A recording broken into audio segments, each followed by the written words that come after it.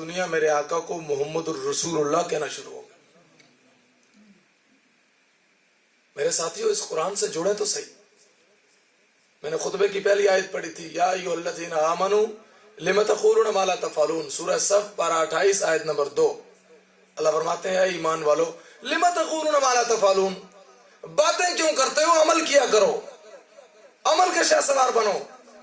میرے آقا صلی اللہ علیہ وسلم خود عملی نبی تھے، عملی نمونہ تھے، اور اس امت کو عمل کا درس دیا۔ جیسے اللہ کے نبی صلی اللہ علیہ وسلم نے اس امت سے کہا نمازیں پڑھو، اور کتنی نمازیں پڑھو بھائی؟ کتنی؟ وہ کوئی 3 والا تو نہیں ہے، کتنی نمازیں؟ 5۔ تو اللہ کے نبی صلی اللہ علیہ وسلم نے خود کتنی نمازیں پڑھتے تھے دن رات میں؟ ہاں بھائی، اللہ کے نبی صلی اللہ علیہ وسلم پہ تہجد فرض تھی 6 تو یہ ہو گئی، اوابین، چاشت، اشراق، یہ میرے نبی کا معمول تھا۔ اسرا تو تحیت المسجد بھی ہے، تحیت الوضو بھی ہے، سفر سے واپسی بھی ہے، وغیرہ وغیرہ، لیکن ان 9 نمازوں کا میرے آقا کا تقریباً معمول رہتا تھا۔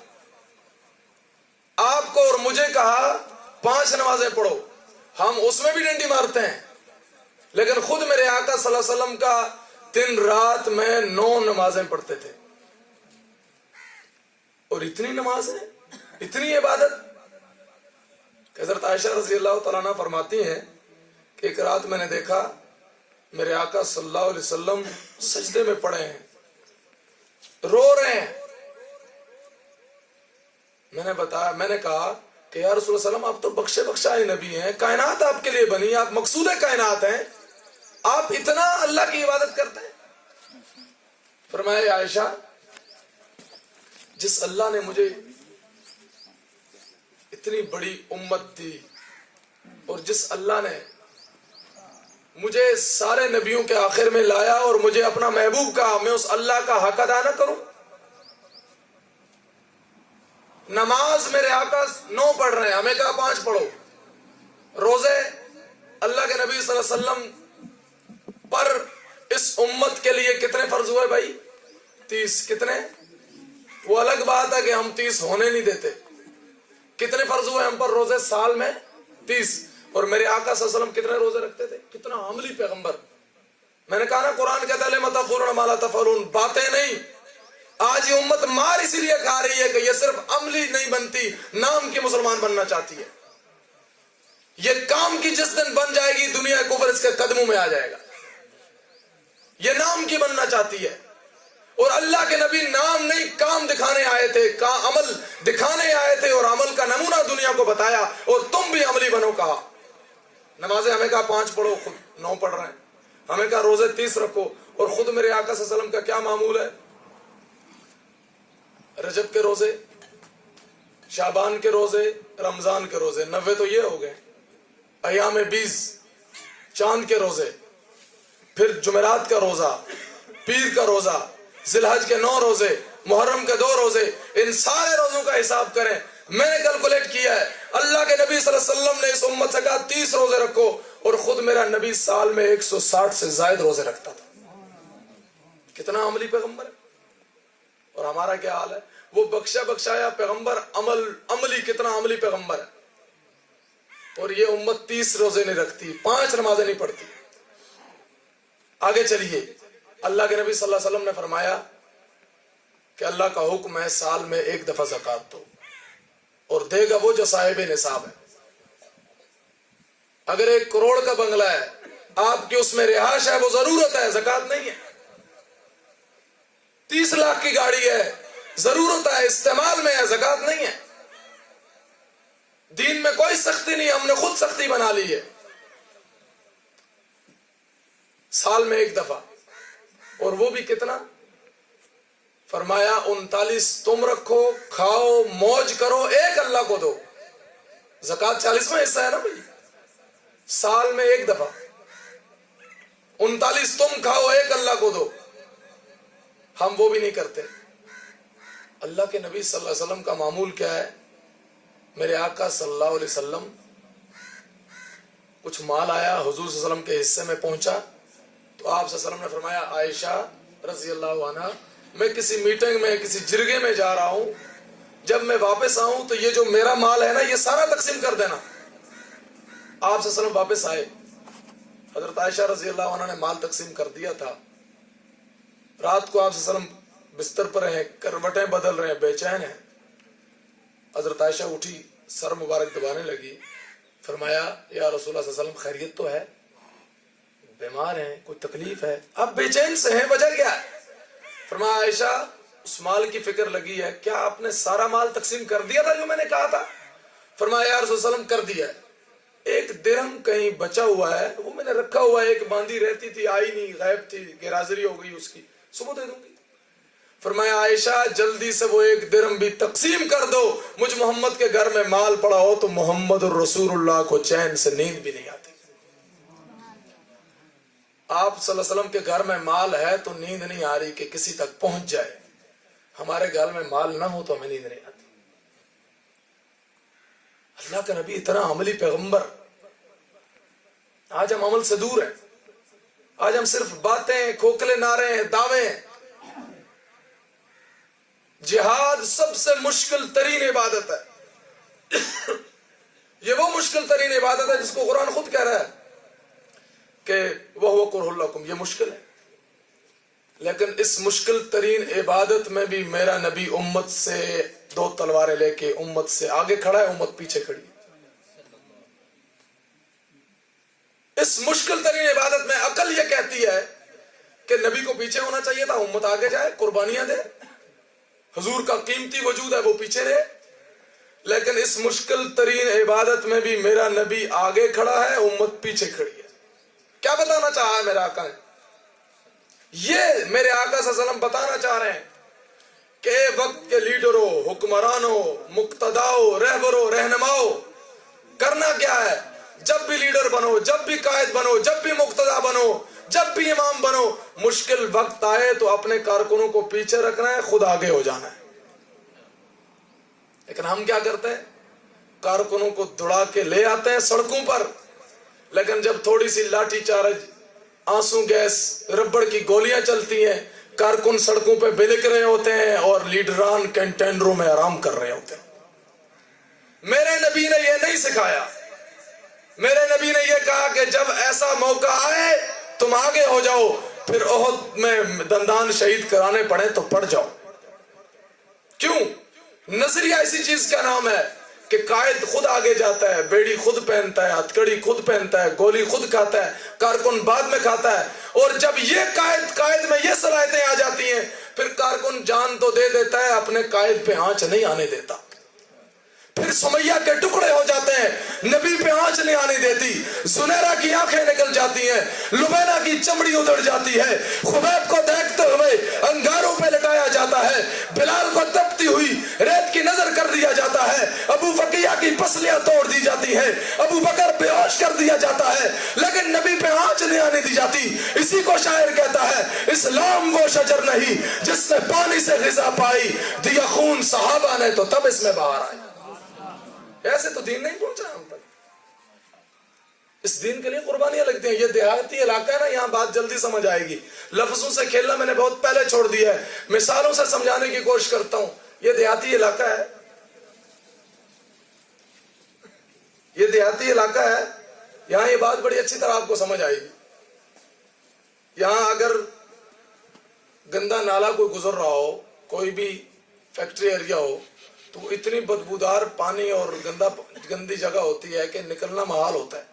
لیکن وہی گندا پانی اگر اپنی جگہ سے ہٹ کے کسی بنجر زمین پہ بہ رہا ہو, وہ گندا پانی, بدبودار پانی کسی بنجر زمین پہ 2 دن 4 دن 5 دن اگر بہتا رہے, اس گندے پانی میں یہ اثر ہوتا ہے کہ وہ بنجر زمین میں کہیں نہ کہیں سے ہریالی اگ جاتی ہے. دیکھا ہے آپ نے کہیں؟ اکثر اس گندے پانی میں بھی یہ تاثیر کہ وہ کچھ نہ کچھ اگ جاتا ہے. آپ کی فیکٹریوں کے گندے پانی میں یہ اثر کہ وہ بنجر زمین کو بھی زندہ کر دے, تو میرے نبی صلی اللہ علیہ وسلم اور صحابہ کا لہو اتنا بے فیض ہوگا کہ وہ بہتا اور اسلام ہم تک نہ پہنچتا. یقیناً وہ قیمتی لہو تھا. اس قیمتی لہو کی وجہ سے دین تیرے اور میرے تک اور ہر کچے پکے گھر تک پہنچ چکا ہے۔ میرے ساتھیوں، میرے آقا صلی اللہ علیہ وسلم کی زندگی ہمارے لیے نمونہ ہے۔ میرے آقا صلی اللہ علیہ وسلم سراپا نمونہ ہے ہمارے لیے۔ ایسا کوئی بھی طریقہ ہے ہی نہیں جو میرے نبی نے سکھایا نہ امت کو، جس میں اس امت کی رہنمائی نہ کی ہو۔ میرے ساتھیوں، میرے آقا صلی اللہ علیہ وسلم نے اس امت کو اخلاق سکھایا، کردار سکھایا، ادب سکھایا۔ اور ادب کا حال کیا ہے کہ آپ صلی اللہ علیہ وسلم تشریف فرمائے تو غالباً حضرت عبداللہ بن مسعود رضی اللہ عنہ دروازے سے داخل ہو رہے ہیں، ایک پاؤں اندر ہے ایک باہر ہے۔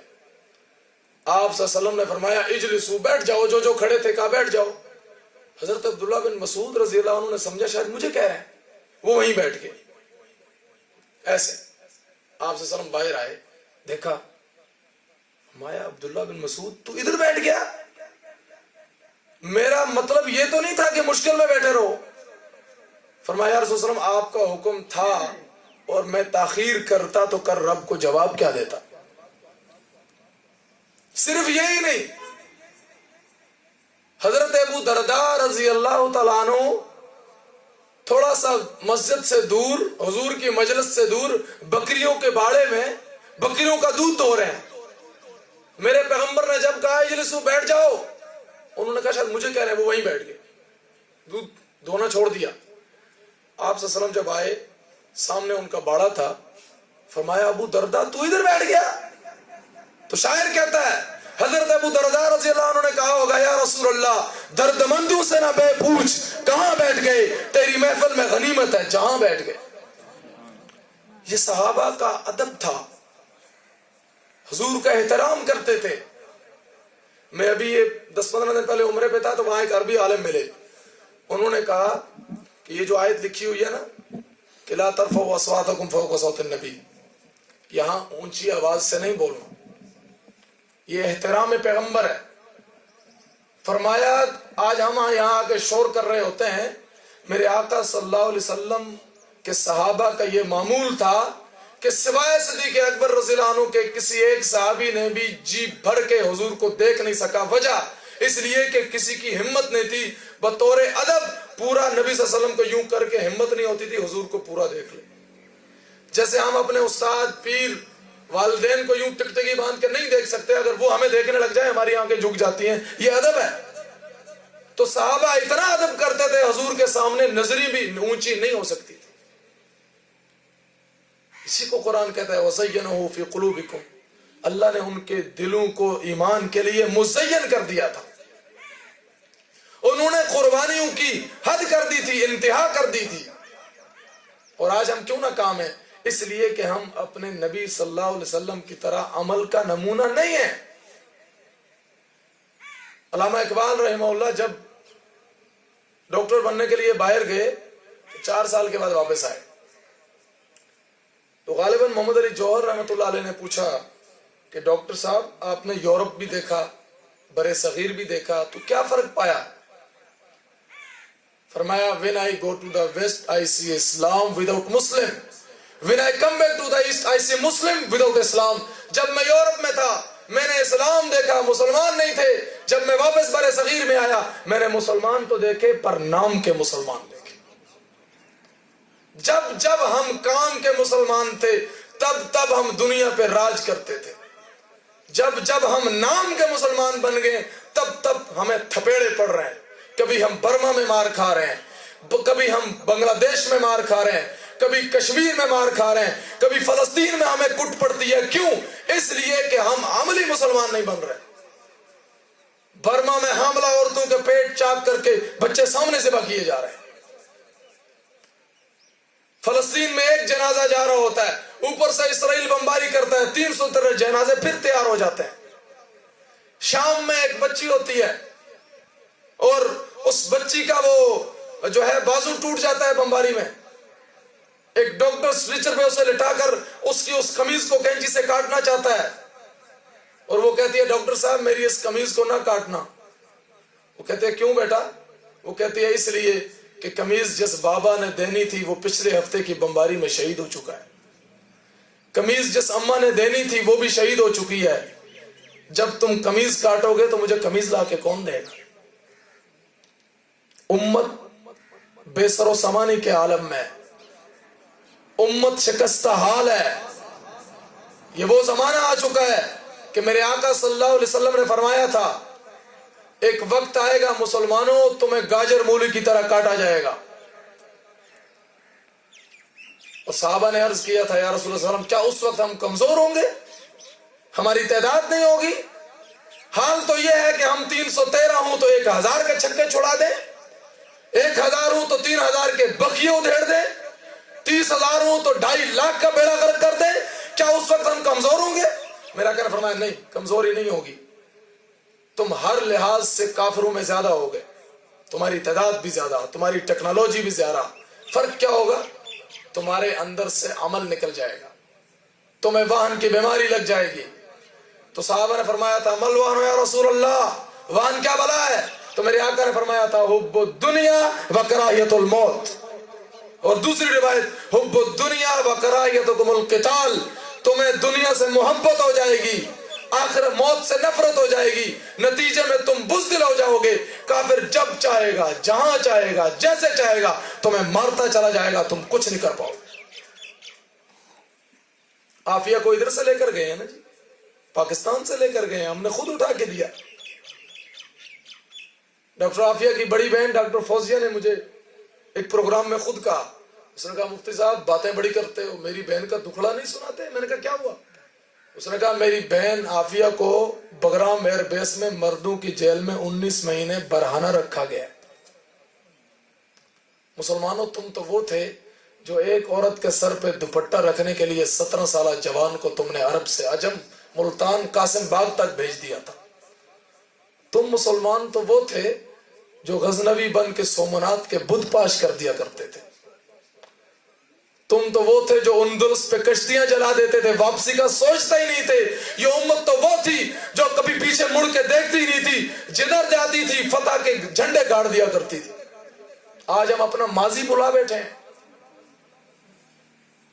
وہ کہتی ہے کہ جب میری بہن کو برہنہ کیا جاتا تو وہ روتی کہ ظالموں مجھے اتنا تو کپڑا دو میں اپنا سطر سنبھالوں.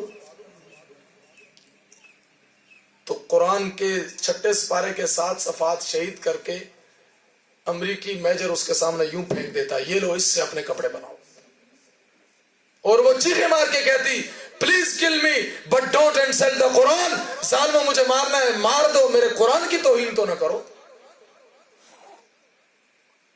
اس امت کا کون کون سا دکھڑا آپ کو سنا ہے؟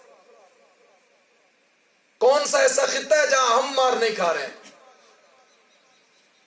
اس لیے میں نے خطبے کی پہلی آیت پڑھی تھی لما تقولون ما لا تفعلون، باتیں نہیں عمل. جتنا پڑھیں گے اس پہ عمل کی آج سے مجھ سمیت ہم کو سب کوشش کریں گے، انشاءاللہ کریں گے. ہم عملی نہیں بن رہے ہیں.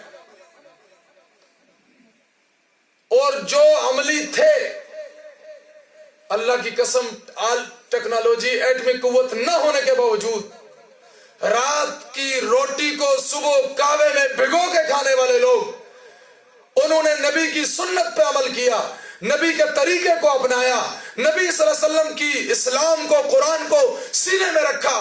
وہ آج ایٹمی قوت بھی نہیں، ان کے پاس 2 وقت کا کھانا بھی نہیں ہے، لیکن وقت کا سپر پاور ان کے قدموں میں ناک رگڑتا ہوا نظر آ رہا ہے. ایسا ہو رہا ہے نہیں ہو رہا ہے؟ آج امریکہ ذلیل ہو رہا ہے چند بوریا نشینوں کے آگے. کیوں؟ اس لیے کہ وہ وقت کے دین پہ پورا چلنے والے لوگ تھے. اس لیے تبلیغ بھی ہماری، تدریس بھی ہماری، خطابت بھی ہماری، خانقاہیں بھی ہماری، جہاد بھی ہمارا. ان دین کے سارے شعبوں کو ہم نے ساتھ لے کے چلنا ہے، اور جو سارے شعبوں کو ساتھ لے کے چلتا ہے اسے ہی عملی مسلمان کہا جاتا ہے. اور پھر اسی سے دنیا کفر، انٹارکٹیکا دنیا کا آخری جزیرہ، وہاں کا رہنے والا کافر بھی پھر وقت کے ان بوریا نشینوں سے ڈرتا ہوا لرزہ براندام نظر آتا ہے. تو ہم کوشش کریں گے عملی مسلمان بننے کی.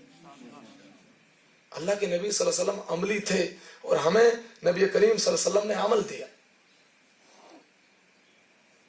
ہم کیا کرتے ہیں, جو بچہ کسی کام کا نہ ہو, جو نابینا ہو جائے یا جو ہے بالکل پڑھائی کے قابل نہ ہو, سائنس کے مضمون میں نہ آتا ہو, ہم کہتے ہیں یار انہوں مدرسے ہی پڑھ, اس کو مدرسے میں ڈال دیں. اور پھر ایسا ہوتا ہے کہ اللہ اسے ہی وقت کا بڑا عالم بنا دیتا ہے. کیوں؟ وہ دین سے جڑ گیا تھا, وہ علماء کی صحبت میں آ گیا تھا. اور جب مدرسے میں بچے کو لایا جاتا ہے تو کچھ شرارتی قسم کے لوگ آ کے اس بچے کے والدین کو کہتے ہیں بچے کو مولوی بنا رہے ہیں, یہ کھائے گا کہاں سے؟ تم بچے کو مولوی بنا رہے ہو تو کھائے گا کہاں سے؟ اللہ کی شان دیکھیں, جب یہ مولوی بن جاتا ہے تو پھر کہتے ہیں کھانا ہی پڑا ہے. جب اس کو مولوی بنانے لایا جاتا ہے تو کہتے ہیں کھائے گا کہاں سے, بھوکا مرے گا, کہاں لے کے جا رہے ہو؟ جب وہ مولوی بنتا ہے صرف وہ نہیں کھاتا, اس کے ساتھ والے بھی کھا رہے ہوتے ہیں, پھر لوگ کہتے ہیں یہ کھاتا ہی پڑا ہے. میرا ایک ڈرائیور ہے انعام اللہ, وہ بڑا عجیب انسان ہے. وہ جب روٹی کھاتا ہے نا, روٹی کھانے کے بعد بڑی اونچی اونچی کہہ رہا ہوتا ہے یا اللہ تیرا کھادا کسی دے پیو دا نہیں کھادا. بڑا بزرگ سا ہے, 40-45 سال اس کی عمر ہے, بڑا استاد ہے. ایسے جہاں مہمان بیٹھا ہو, میں نے کہا یار ایسے نہ کیا کر, میزبان ناراض ہو جاتے. انہوں نے اتنا تکلف کیا ہوتا ہے. وہ کہتا ہے مفتی صاحب میں دہیں جی دعا منگنی ہے, یا اللہ تیرا کھادا کسی دے پیو دا نہیں کھادا. تو جب مولوی بننے کے لیے جاتا ہے تو یہ سنا ہوگا آپ نے بھی, اکثر کہتے ہیں لوگ, لیکن جب وہ بن جاتا ہے کہ نہیں کھانا ہی بڑا ہے. تو میرے ساتھیوں, اپنے بچوں کو مدارس میں ڈالیں. ہم اس کا منع نہیں کرتے. قرآن کہتا ہے ربنا آتنا فی الدنیا حسنہ وفی الآخرۃ حسنہ. دنیا بھی رب سے اچھی مانگے, آخرت بھی اچھی مانگے. یہ ملا, یہ پگڑی, یہ مولوی انگلش کا منع نہیں کرتی, انگریزی تعلیم کا. انگریزی تہذیب کا ضرور منع کرتے ہیں. انگریزی تہذیب اپنے اندر نہیں آنی چاہیے, بس سیکھنا منع نہیں ہے. اگر نہیں کریں گے تو کفر ٹیکنالوجی میں آگے چلا جائے گا, ہم پیچھے رہ جائیں گے. اس لیے آج سے ہم سب, میرا موضوع یہ ہے کہ مدارس سے محبت, دین سے محبت, اور آج سے ہم مجھ سمیت عملی مسلمان بنیں گے انشاءاللہ. بنیں گے نا جی؟ میرے آقا صلی اللہ علیہ وسلم اس امت کے لیے نمونہ تھے, اور ہم نے حضور صلی اللہ علیہ وسلم سے ہر چیز کو لینا ہے. اور جب ہم عملی بنیں گے تب ہم دنیا میں غالب ہوتے نظر آئیں گے. اور جب ہم عملی نہیں بنیں گے, صرف نام کے بنیں گے, پوری دنیا میں ہم مار کھاتے ہوئے نظر آئیں گے, پھر یوں ہی ہم پٹتے رہیں گے. تبلیغ جماعت والے حضرات کہتے ہیں نا اکثر کہ بھائی جو بکری کسی کام کی نہیں رہتی, جو بھینس دودھ نہیں دیتی, یا جو گھوڑا گھڑ سواری کے قابل نہیں رہتا, پھر ہماری کوشش ہوتی ہے یار اس گھوڑے کو نا یہ ٹانگا اس میں لگا دو تاکہ یہ سب کی غلامی کرے, سارے اس کے اوپر چڑھ جائیں. اور جو بھینس جو گائے کام نہیں دیتی, ہم اسے کسائی کے حوالے کرتے, چل بھائی یہ چھری پھیر دے.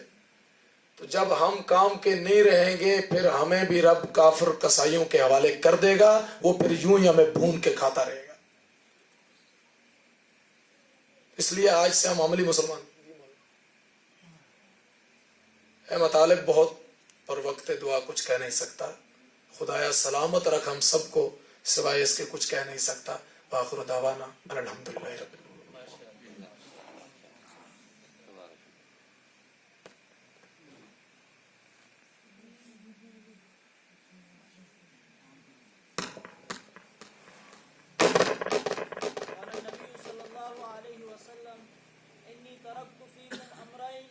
ما ان اخذتم به لن تضلوا ابدا کتاب اللہ و سنتی. اللہ کے نبی نے ارشاد فرمایا تمہارے دل دو جا رہا ہوں جب تک ان دو چیزوں کو سے تھامے رکھو گے کبھی بھی ذلت کا سامنا نہیں اٹھانا پڑے گا. وہ دو چیزیں کیا ہیں؟ کتاب اللہ, اللہ تعالیٰ کی کتاب, و سنتی, اور میرا طریقہ, میری حدیث. تو حضرت کی تقریر کا خلاصہ کلام بھی یہ تھا. بڑے دور سے سفر کر کے ہمارے پاس آئے, ہم ان کو ایک بار پھر کلمات تبریک و تحسین پیش کرتے ہیں. اب اس کے بعد میں نعت رسول مقبول صلی اللہ علیہ وسلم پیش کرنے کے لیے دعوت دیتا ہوں جناب محمد صدیق صاحب کو کہ وہ آئیں اور نعت رسول مقبول صلی اللہ علیہ وسلم پیش کریں. جناب محمد صدیق.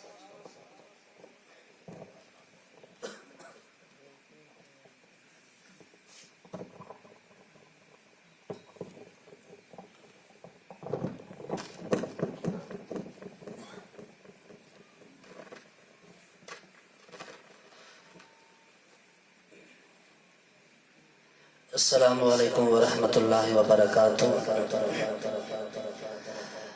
اسٹیج پر علماء کرام، خاص کر میرے استاد محترم استاد الحدیث حضرت مولانا عبدالوحید دینپوری صاحب بھی تشریف فرما ہے. وہ ہمارے بڑے ہیں اور ان کے سامنے کھڑے ہو کر کچھ پڑھنا یہ ہمیں زیب بھی نہیں دیتا، لیکن حکم ہوا ہے میں آپ حضرات کے سامنے 2-3 کلام پیش کر کے اجازت چاہوں گا. حمد باری تعالیٰ کے چند اشعار، پھر اس کے بعد نعت رسول مقبول صلی اللہ علیہ وسلم پیش کروں گا. آپ حضرات سے التماس ہے کہ جو جملہ جو بات آپ حضرات کچھ ہی اگر سمجھ میں آئے تو آپ حضرات نے سبحان اللہ کہنا ہے.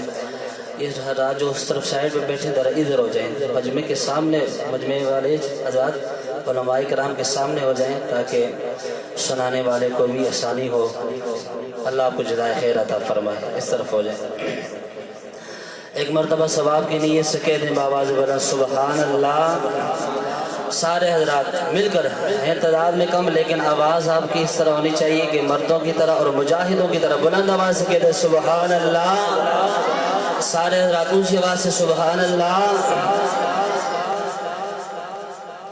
میں بندہ عاصی ہوں، خطا کار ہوں مولا. میں بندہ عاصی ہوں، خطا کار ہوں مولا. میں بندہ عاصی ہوں، خطا کار ہوں مولا. خطا کار ہوں مولا، لیکن تیری رحمت کا طلبگار ہوں مولا. لیکن تیری رحمت کا طلبگار ہوں مولا. لیکن تیری رحمت کا طلبگار ہوں مولا. مل کر کے دے میں بندہ عاصی ہوں، خطا کار ہوں مولا. لیکن تیری رحمت کا طلبگار ہوں مولا. پھر تو میرے ایمان کو توانائی عطا کر. یہ بات کر رہے تھے مولانا صاحب نا کہ آج ہمارا ایمان کمزور ہو چکا ہے. اگر ہمارا ایمان مضبوط ہو تو پھر کفر ہمارے سامنے ٹک نہ پائے. ہم یہ دعا کرتے ہیں پھر تو میرے ایمان کو توانائی عطا کر. توانائی عطا کر. پھر تو میرے ایمان کو توانائی عطا کر. توانائی عطا کر. برسوں نہیں صدیوں سے میں بیمار ہوں مولا. برسوں نہیں صدیوں سے میں بیمار ہوں مولا. میں بندہ عاصی ہوں، خطا کار ہوں مولا. لیکن تیری رحمت کا طلبگار ہوں مولا. وابستہ ہے امید میری تیرے کرم سے، تیرے کرم سے. اونچی آواز سے کہتے سبحان اللہ. وابستہ ہے امید میری تیرے کرم سے، تیرے کرم سے. وابستہ ہے امید میری تیرے کرم سے. ہاں تیرے کرم سے. تیرا ہوں فقط تیرا پرستار ہوں مولا.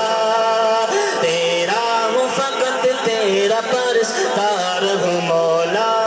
میں بندہ عاصی ہوں، خطا کار ہوں مولا. لیکن تیری رحمت کا طلبگار ہوں مولا. لیکن تیری رحمت کا طلبگار ہوں مولا. اور اسی طرح اسی دوران اسٹیج کی زینت بنے ہیں ملک کی مشہور و معروف شخصیت حضرت مولانا عبدالحی صاحب. انشاءاللہ میرے بعد وہ بھی آپ حضرات کے سامنے کلام پیش کریں گے، ہم ان کو بھی خوش آمدید کہتے ہیں۔ اب میں آپ حضرات کے سامنے نعت رسول مقبول صلی اللہ علیہ وسلم پیش کروں گا، آپ حضرات اپنی محبتوں کا اظہار کرنا ہے سبحان اللہ کہہ کر۔ شاعر کہتا ہے بات بنتی نہیں جب بات بنا لیتے ہیں، نام لے کر تیرا محفل کو سجا لیتے ہیں، اور لفظ جب اشکوں کی صورت میں وضو کرتے ہیں، آقا ہم تیری نعت بنا لیتے ہیں، اور روٹھ جاتا ہے اللہ گناہگاروں سے، درود پڑھتے ہیں تو اللہ کو منا لیتے ہیں، درود پڑھتے تو اللہ کو منا لیتے ہیں۔ بڑا خوبصورت کلام ہے۔ جدھر دیکھو محمد کے دیوانے گیت گاتے ہیں، جدھر دیکھو محمد کے دیوانے گیت گاتے ہیں، زمانہ ایک نہیں ان کے زمانے گیت گاتے ہیں۔